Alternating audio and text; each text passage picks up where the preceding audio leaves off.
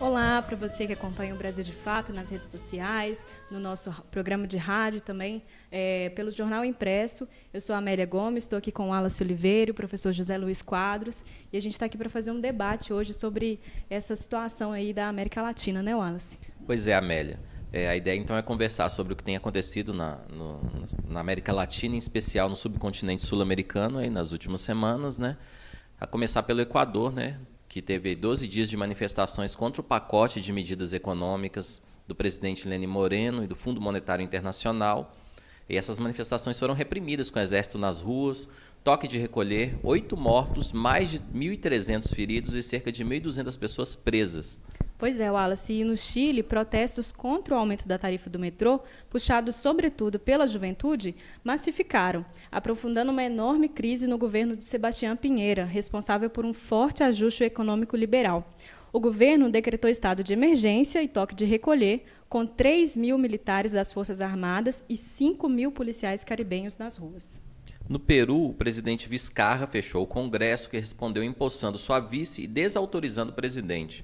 Vizcarra foi buscar apoio das Forças Armadas e conseguiu reverter a tentativa de golpe. Pois é, e na Bolívia, né, no último fim de semana, o presidente Evo Morales foi deposto por um golpe militar dias após ter sido reeleito pela população com 48% dos votos. O presidente indígena recebeu asilo político no México, né, onde foi recebido na última terça-feira, dia 12.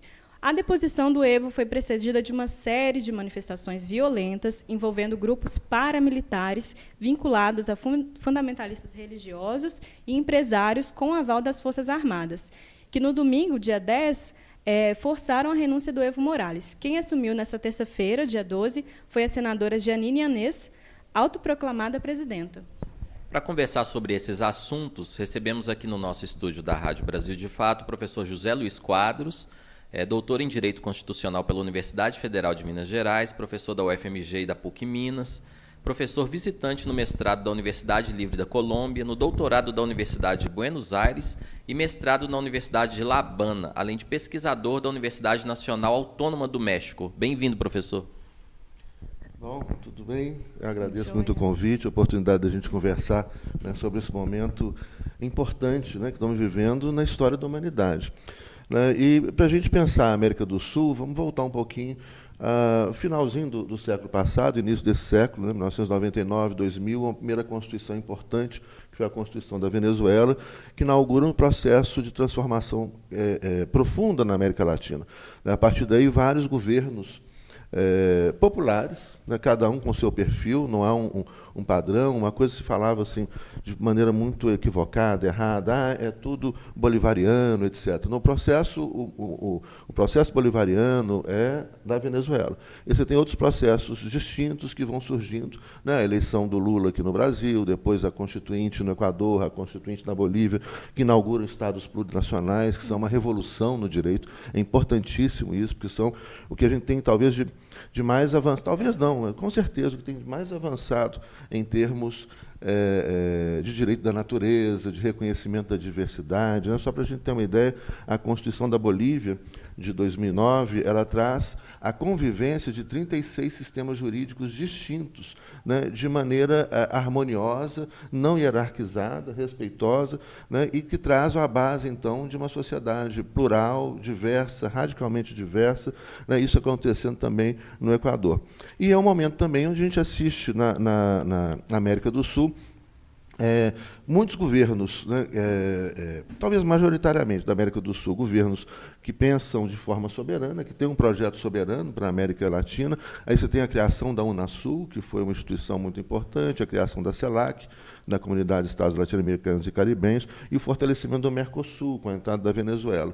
E o Brasil nos BRICS. Né? Brasil, Rússia, Índia, China e África do Sul. Né? O Brasil paga sua dívida com a FMI, o Brasil chega à quinta economia do planeta, ou seja, aqui na América do Sul, nesse período, tudo ia muito bem, né? E com muita esperança. Né? Era um momento que a gente assistia assim, de redução da pobreza, desigualdade, investimento importantes no campo da educação e etc. E aí vem a resposta. Né, vem a resposta conservadora, e a gente está vivendo esse momento hoje de uma resposta conservadora.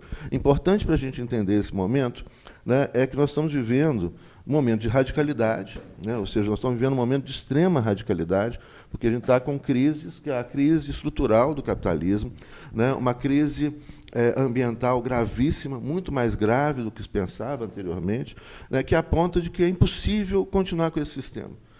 Então, em uma certa medida, a gente precisa pensar que os conservadores estão desesperados. E daí essa radicalização à extrema-direita, patrocinada por bilionários norte-americanos, o governo Trump, etc., e o governo de extrema-direita, que vão surgindo, e o crescimento da extrema-direita na Europa. E a gente está no meio disso tudo. Então, a gente precisa entender que a gente está vivendo um momento de extrema radicalidade e um momento de guerra. É uma guerra híbrida, e a gente precisa conversar sobre a guerra híbrida.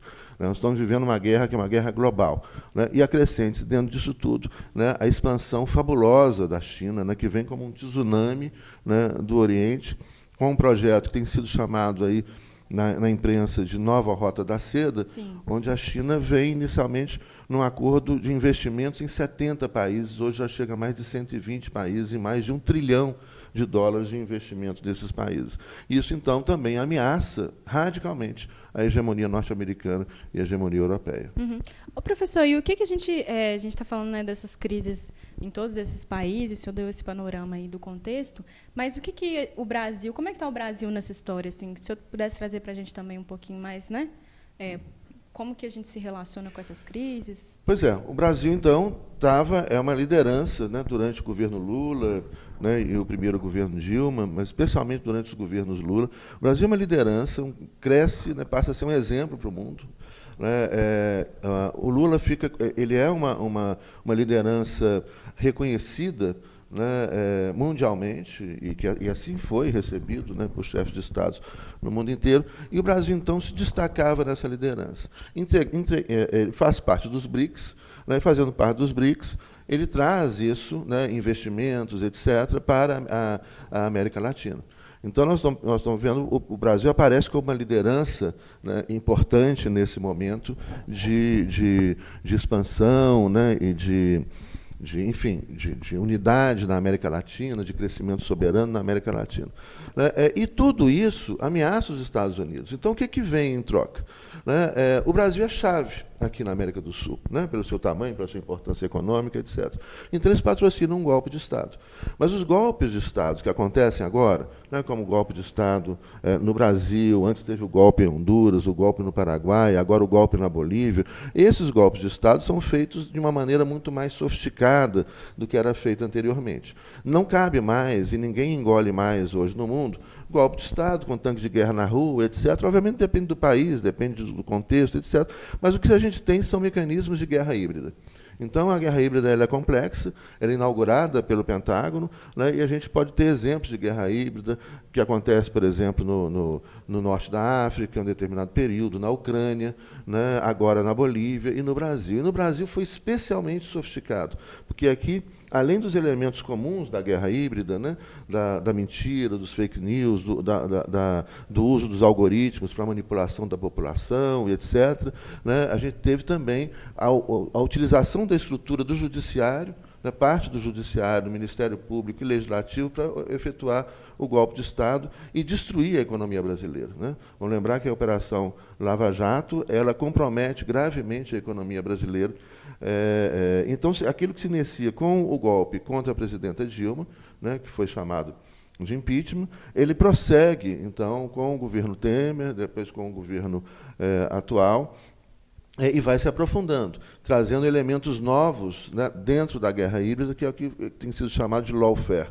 Ou seja, como você utiliza o direito, e os Estados Unidos utiliza cada vez mais contra os seus inimigos políticos, né, como você utiliza o direito para afastar lideranças regionais, lideranças globais, lideranças de determinados estados, né, de países pelo mundo afora, afastar por meio de um instrumento jurídico. Isso é chamado lawfare. Isso foi usado, né, contra o Lula também, que foi uma prisão política, né, ficou preso aí, né, Foram 580 dias, 580 dias de prisão, uma prisão, né, ilegal, inconstitucional, absurda, uma prisão política, mas isso é um instrumento do lawfare, ou seja, como você tem um teatro. Você tem um teatro jurídico, um teatro legislativo, faz de conta que está tudo normal, mas, na verdade, é uma perseguição clara e facilmente demonstrada, como tem sido demonstrado em vários livros publicados no Brasil e no exterior, né, sobre o processo do Lula, sobre o golpe contra a presidenta Dilma, e agora a continuidade, ou seja, o que a gente está assistindo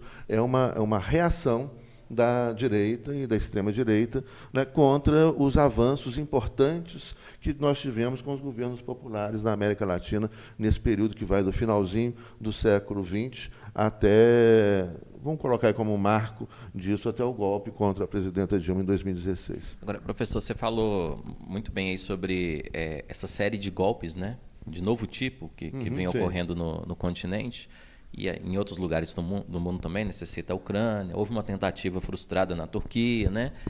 Agora, aqui na América do Sul, esse golpe do último domingo, né, contra o presidente Evo Morales na Bolívia, ele parece ter uma particularidade, que é o fato de que os militares já chegam de uma maneira muito semelhante aos golpes que a gente conheceu na América Latina nos anos 60, 70, né? Impondo a saída do presidente democraticamente eleito. A gente pode dizer que esse modus operandi, diferente, por exemplo, do golpe no Brasil ou em Honduras, ele é uma decorrência das particularidades daquele país, ou a gente pode vislumbrar aí uma nova fase desses golpes que estão acontecendo na América Latina? Como que você vê isso? Pois é, a guerra híbrida, ela é muito sofisticada, e ela, então, você pode identificar os elementos da guerra híbrida, né, como o uso das fake news, das redes sociais, do lawfare, né, e mesmo o patrocínio de grupos armados, milícias armadas, né.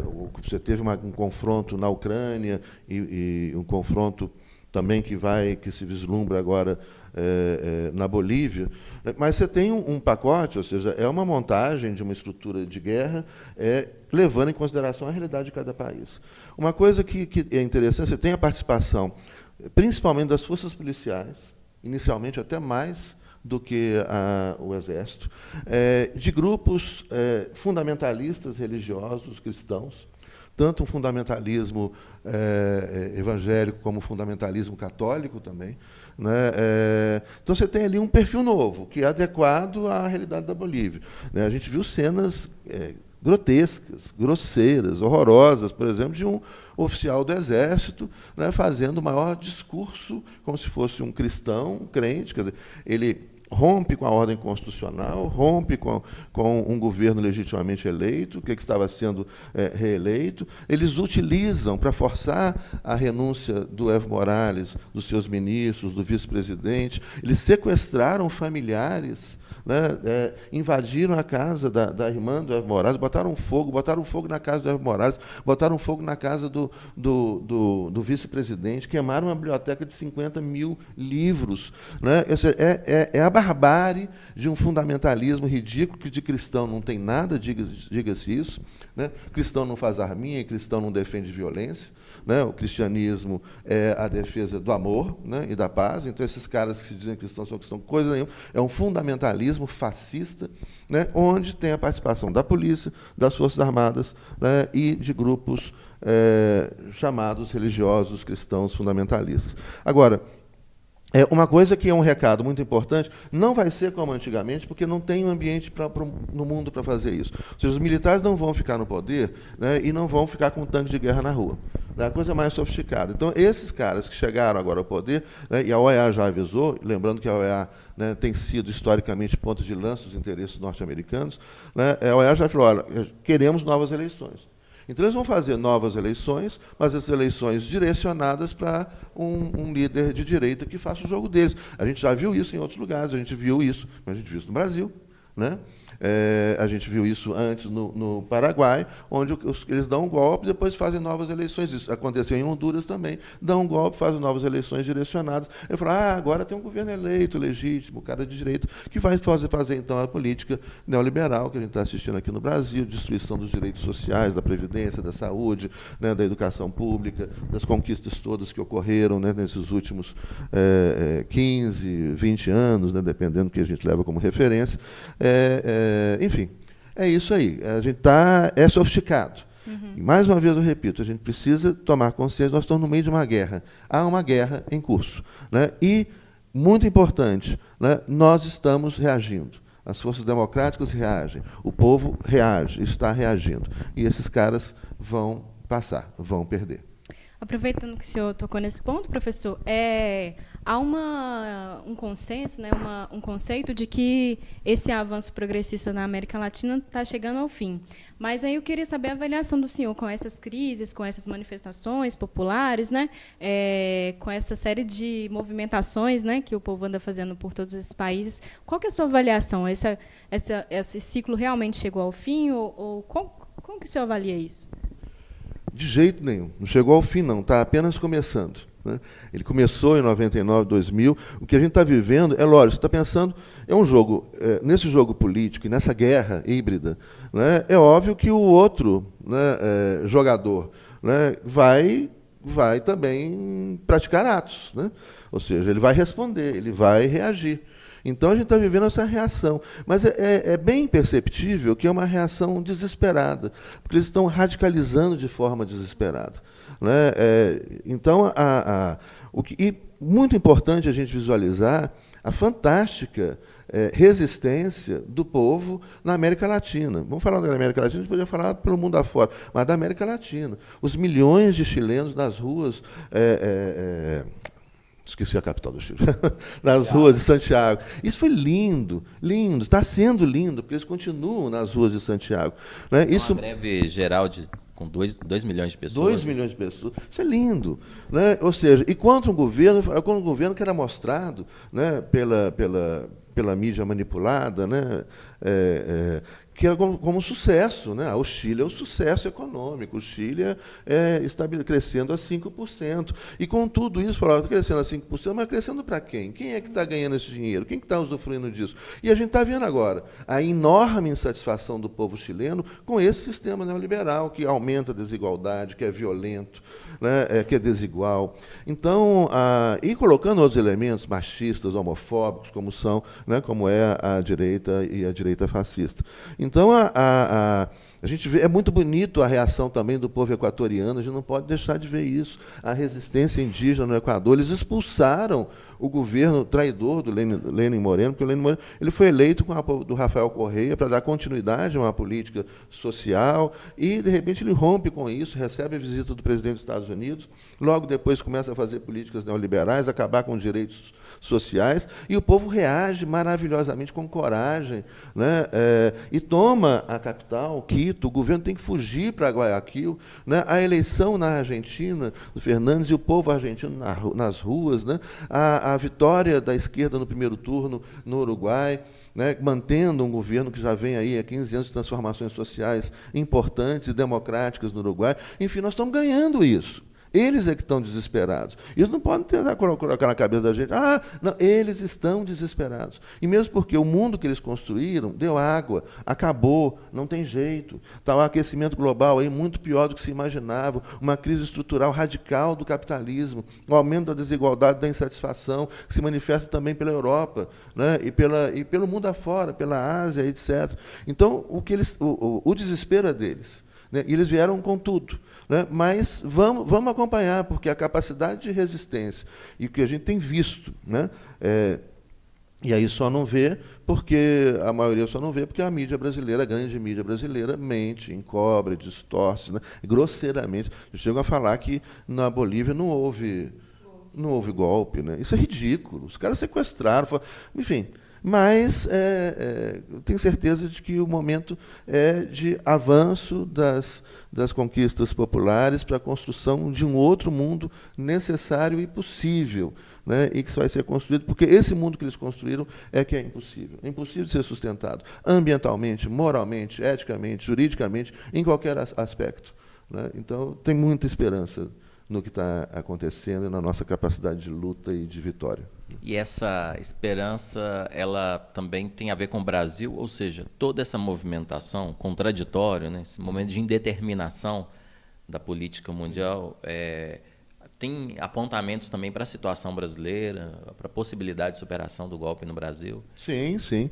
Eu acho que também a gente deu... O Brasil é sempre um país mais complexo, pela sua dimensão, né, pela sua história, pela sua importância econômica, pela sua importância no continente, né, e a importância da sua liderança. E a gente tem mostrado, sim, essa capacidade de resistência, muito bonito. A gente vai vendo e viajando pelo Brasil a capacidade de organização, né, dos movimentos sociais, dos movimentos por diversidade, dos movimentos pelos direitos dos povos originários, pelos direitos dos povos quilombolas, etc. Então, isso é muito bonito. E no Brasil a gente vai vendo, aos poucos também, embora a gente tenha como eu mencionei, a mídia brasileira ela é grosseira nas suas mentiras, né? Mas hoje, felizmente, né, a maioria das pessoas e a maioria dos jovens não vê mais televisão, não lê mais esses né, enfim, mas essa mídia comercial, e procura se informar de forma diversa, né? Então eu vejo assim com muita esperança esse processo, as pessoas vão descobrindo eu tenho comentado com alguns amigos, né, a dificuldade de encontrar adjetivos, né, ou palavras para descrever o governo brasileiro, né? Às vezes eu penso assim, é tosco, é pobre, né, é fascista, mas as pessoas estão percebendo o despreparo, né? Você imagina um general que integra o governo que defende que a Terra é plana. Né? Como é que esse general vai poder defender? Se o Brasil for atacado, se a Terra é plana, o mapa na cabeça dele é outro. É uma loucura isso, é uma loucura. É surreal. Mas as pessoas, aos poucos, estão percebendo isso. Agora, acho que uma coisa que é muito importante também a gente lembrar, que a guerra que a gente está vivendo, que é uma guerra híbrida, ela é também uma guerra de afetos. Então, a gente, para vencer, né, e a gente vai vencer o ódio, porque o ódio decorre do medo e da covardia, né, a gente vai vencer com muita paixão, com muito amor, né, para construir uma sociedade que caiba a todo mundo. Né? Mas o amor exige coragem. Né? O ódio é dos covardes. Né? No ódio a pessoa se fecha. Quando a pessoa ama, a pessoa se abre. Né? E a gente tem que vencer essa guerra também no campo dos afetos. Né? Vencer o ódio que está sendo incentivado diariamente pelas redes sociais, pela grande mídia, e a gente pode fazer isso, e a gente tem que lembrar que essa é uma batalha a ser travada, essa guerra dos afetos. O fascismo é o afeto negativo. E como é que a gente vence o afeto negativo fascista? Com afeto positivo. A gente queria agradecer, professor, pela sua participação aqui no programa Brasil de Fato. Foi muito bom, esperamos contar com você em outra oportunidade, não, Wallace? Muito obrigado, professor. As portas estão abertas aí. Eu que agradeço a oportunidade, um grande abraço a todos. Estamos aí na luta, né, na resistência, e vamos... Mais do que resistência, a gente precisa agora atacar e construir outra coisa, né, bonita para todo mundo. Isso aí.